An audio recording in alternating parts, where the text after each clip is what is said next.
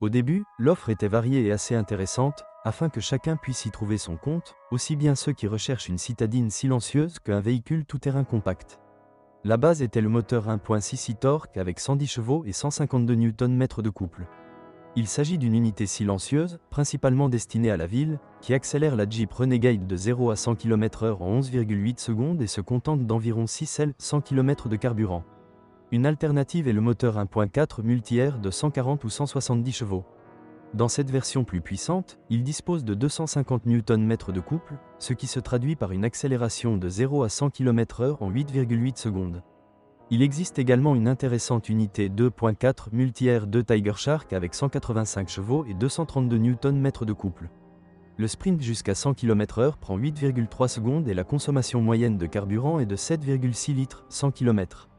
Ce que nous ne verrons plus dans l'offre aujourd'hui, ce sont les unités diesel 1.6 et 2.0 multijet. Dans la version haut de gamme, le conducteur dispose de 170 chevaux et 350 Nm, ce qui se traduit par de bonnes performances et une bonne consommation de carburant, et nous parlons de la version à 4 roues motrices et d'une transmission automatique à 9 vitesses. Le sprint jusqu'à 100 km/h prend 8,9 secondes et la consommation moyenne de carburant est de 5,8 litres 100 km. Après le lifting, un hybride rechargeable appelé 4xe a été ajouté à l'offre, basé sur le bloc 1.3 turbo d'une puissance de 190 ou 240 chevaux. La transmission hybride à 4 roues est mise en œuvre d'une manière plutôt intéressante. Les roues arrière sont entraînées par un moteur électrique, et non par une transmission traditionnelle, de sorte que les roues avant et arrière n'ont aucune connexion physique. L'alternative est le moteur 1.0 GSE turbo de 120 chevaux et le 1.5 turbo MHEV mild hybride de 130 chevaux. Comme il sied à une Jeep, il existe un risque élevé que le Renegade soit fortement utilisé hors route.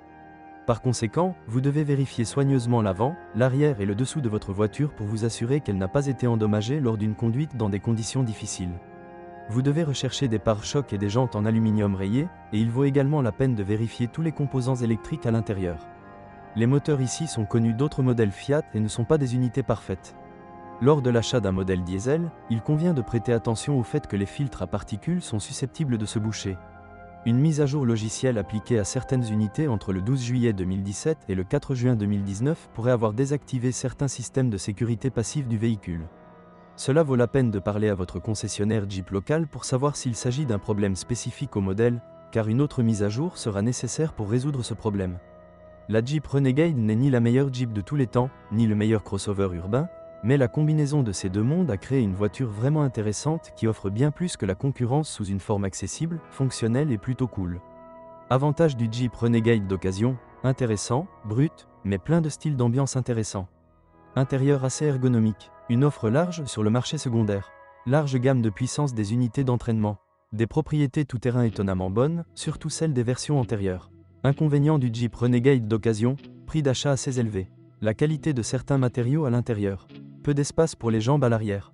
Plus les versions sont récentes, plus les unités d'entraînement sont de mauvaise qualité.